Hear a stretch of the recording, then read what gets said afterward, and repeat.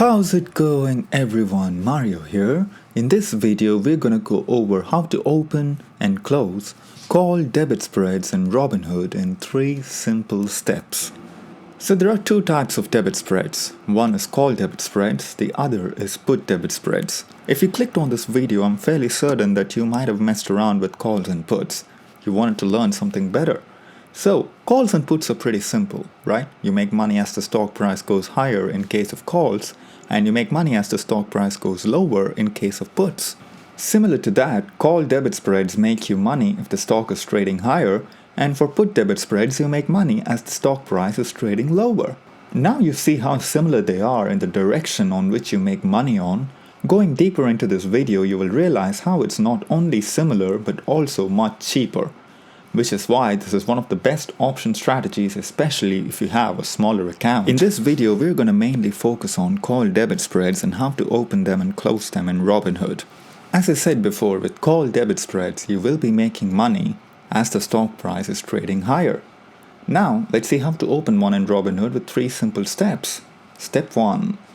If you're using Robinhood, you gotta make sure you got the advanced tier for option trading enabled. In order to check, go to menu, select investing. Once you select investing, scroll down, you'll find options trading. If you see advanced tier there, you're good to go. If you don't see advanced tier, you gotta select option setting and you gotta upgrade it to level 3. Once you do it, you're all set and you're all good to go to open debit spreads in Robinhood. Now to step 2, how to create call debit spreads. It's very simple. After the first step is done, go to the option chains. Now, unlike regular calls and spreads, you'll be dealing with 2 contracts. Let's take Apple as an example. Let's assume leading into next week you're bullish on Apple and you have a thesis that Apple will close the week higher than where it is trading at the moment. So you buy a 139 strike call and that call is currently going for $217. And if you just got this call, you already know that you will be making money as the Apple is trading higher. Now, in this scenario, let's assume you only got a $500 account. So you're spending a hefty $217 on this one contract alone.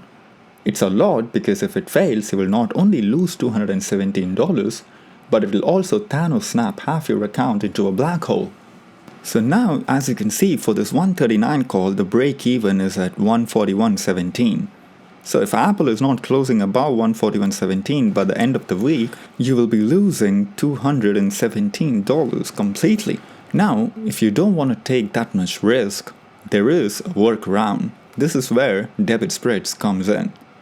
You can play the Apple to the upside and you can still make a lot of money. But the only difference is you won't be losing $217. So let's go over how to open one in Apple. First step is fairly simple. You just do what you always do before buying a call option. Press the plus button next to the call which you have initially planned on buying. Here it is 139. Once you do it, in one small step, you can convert this into spreads. Now select sell on the top. And then press the plus button on 140 and boom, you just created a call debit spreads. Now if you look at the price, you're currently spending $48 to enter this trade. If Apple closes above 140 by end of the week, you'll be making a maximum of $52 for every contract you own. Now it makes sense on why smaller accounts can take advantage of this strategy, doesn't it? The main advantage of spreads is you're only spending $48 to enter this contract, and as long as Apple closes above 140, that $52 is yours. It doesn't matter if it closes at $140 exactly, or it doesn't matter if it closes at $140.01. You'll still be making $52 per contract as long as it closes above 140. Now let's go over another example. Tesla. So, people with smaller accounts always want to play Tesla, but they buy way out of the money options and wonder why they lose money most of the time. You can do spreads on Tesla instead. Let's say you're bullish on Tesla. If you want to buy an in-the-money call which is at 677 strike, that is actually going for $2,958. But if you have a smaller account, that's insanely expensive, especially for weekly options, and it involves huge risk as well. Now let's see how much it costs and if you convert it into a call debit spreads. So let's say you're bullish on Tesla leading into next week. So all you got to do is press 677.5 calls and buy, and then the next step is to click on sell and sell the contract at 680. Now you created a call debit spreads, and now as you can see, you're only spending $148 to enter this trade. In this scenario, as long as Tesla closed the week above 680, you'll be making a maximum profit of $102. If Tesla didn't close the week above 680, you'll be losing $148. See how good it is? It's that simple. Step 1 is you buy the call. Step 2 is you sell the call above the strike price of the call which you bought. This is how you open call debit spreads. Now that you know how to open call debit spreads, I believe it is very important for you guys to understand how to pick the right strikes and how to calculate the maximum profits which you can make if the stock goes in your favor. So let's take the initial Apple example, where you buy the 139 call and you sell the 140 call and you have a call debit spreads. I also mentioned if Apple closes above 140, you'll be making a maximum of $52 per contract. How did I come up with 140? So, there is an easy way to understand this. So you buy a call and you sell a call, right? So the stock should always trade above the call which you sold by your expiration date in order for you to make 100%. In this case, it's 140.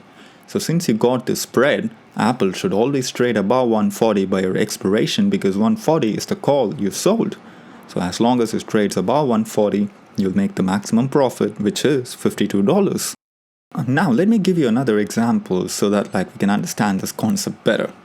So let me buy a 139 call, and now let me sell, instead of 140, I'm selling 142. So technically, I'm spending $128 on this contract, and I have the maximum profit of $172. In this scenario, Apple should close the week above 142 because that's the call we sold. And if it closes the week above 142, we will be making a maximum of $172. To recap, the stock should always close above the calls which you sold in order for you to make the 100% in profits. Now we'll go over how this maximum profit is calculated. It's pretty simple because when you look over before at the 139 and 140 call example, you made a maximum profit of $52. But in the example of 139 and 142, you made the maximum profit of $172. How was it calculated?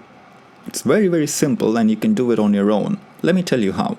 The difference between 139 and 140, it's $1. In option terms, it's 100.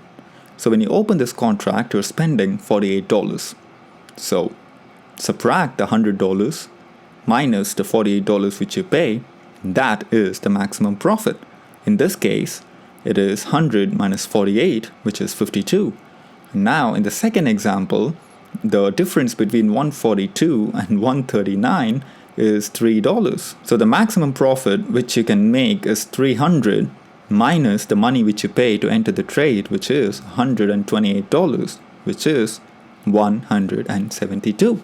So let's recap. In order to open the call debit spreads, you need to first buy a contract, buy a call, and then you need to sell a call above the strike price of the call which you initially purchased. So in this example, 139 and 140, and you opened a call debit spread. So the stock should always close above the strike price of the call which you sold. In this case, it is 140. So if you close above 140, you'll be making a maximum profit of $52. We also went over how this maximum profit is calculated. Now you gotta understand this is a basic explanation on how to open and close call debit spreads.